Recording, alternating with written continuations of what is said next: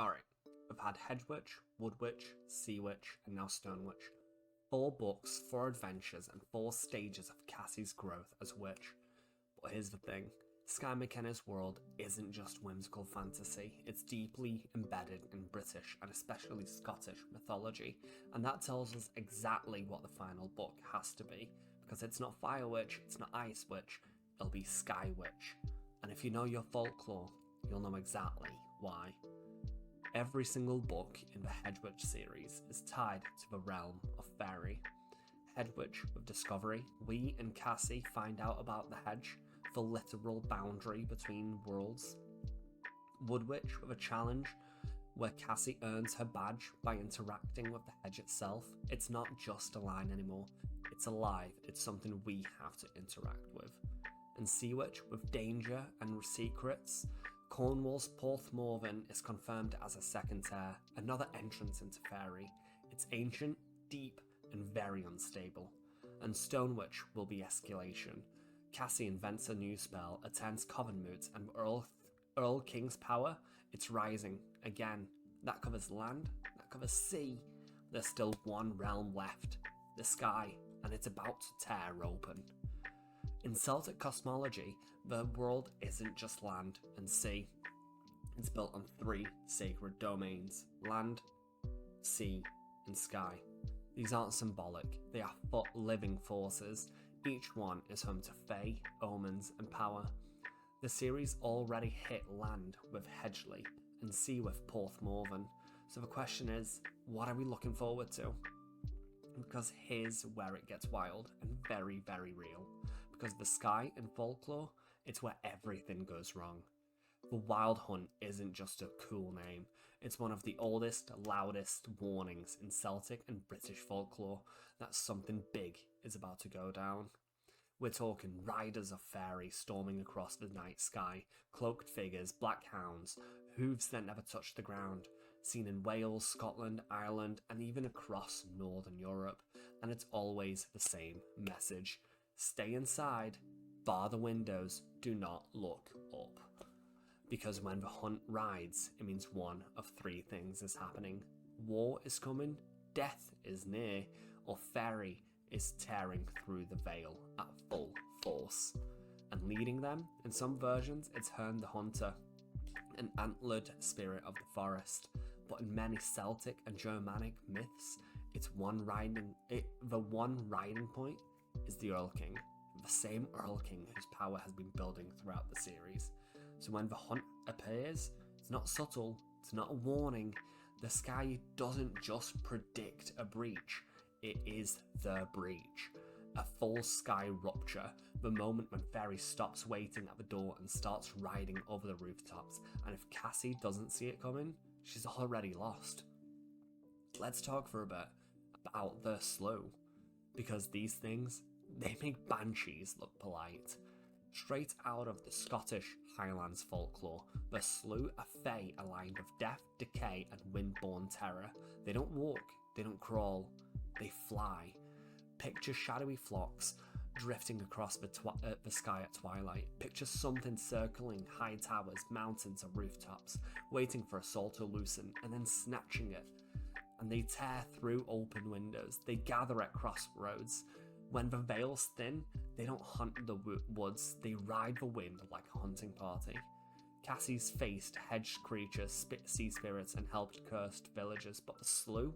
They're not grounded, they're not physical, they're not predictable. They aren't whispers in the branches, they are screams in the sky. And if Skywatch is next, the slough will be flying right through. In Celtic and British tradition, even time itself can tear the veil. We're talking solstices, eclipses, Beltane, Samhain, all moments when the barrier between the worlds and between our world and fairy is paper thin. You know, Woodwitch took place over Halloween, that's Samhain, the end harvest and the night when spirits walk. But the opposite, Beltane, May 1st, the start of summer, the height of life, and just like Samhain, it's a veiled moment. Only this time, fairy don't mourn, they celebrate. Bonfires, fertility rites, fairy revels, Beltane is when the Fae cross over, wide-eyed and grinning, but it doesn't mean they're safe. I'm calling it now. Sky Witch is going to be set in May, and the veil will tear again. Not at midnight in a forest, but under the daylight, mid-festival, when no one sees it coming. And on top of that, you throw in storms, moon phases, you're in for a bad time. Stone Witch's blurb says that Cassie must invent a new spell, which is cool and great, except what if the spell cracks something open? They travel to Glen Carlin, a remote valley in the Scottish Highlands. Yeah, the Highlands. You know, the most magical, myth-drenched, storm-prone land in all of Britain. And here's what I think is going to go down. Here's what I think is going down. Cassie casts her spell and it triggers something ancient in the stone circles and wards. The Earl King doesn't break through the hedge like we've been thinking the whole time. He descends from the sky. Fairy doesn't creep in this time with goblins sneaking their way in. It crashes down. The Stone Witch ends with skies turning, and this brings us to the final book, because Sky Witch, it's not just a title, it's a final job description. Cassie's not learning spells, she's not navigating woods, crossing seas, or earning badges anymore. She's well past that point. This time, she's not guarding borders because the sky has no border. She's responding to signs, to omens, eclipses, convergences, to the kind of magic that doesn't wait for permission. In mythology, a Sky Witch is a seer, a storm reader, someone who knows that magic doesn't wait. It arrives. A Sky Witch doesn't knock on Fairy's door. She's the one standing outside when it falls on the house. And in Sky Witch, I reckon the wild hunt returns.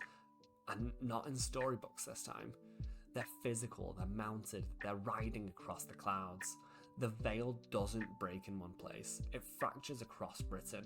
We're talking a nationwide bleed through.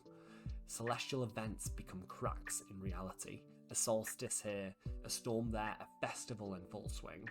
And suddenly, Fairy isn't visiting, it's overlapping. Glen Carlin, the Highland Valley from Stonewitch, it becomes the epicenter of it all. Ancient stones, thin air, one bad spell and the sky opens. In order to fix everything in Skywitch, Cassie will have to recast or undo the spell that she's done in Stonewitch because yeah, I think she's broke something. She'll have to work with sky-based magic like star maps, moon phases, air currents, stuff we've barely touched in the series so far, and confront the Earl King directly. No more foreshadowing, this is it. Face to face, storm versus silence. And finally, she'll have to make a choice. Seal the breach or let Fairy return. And either way, something or someone gets lost. This won't be about place. It will be about timing, moments, judgments, destiny.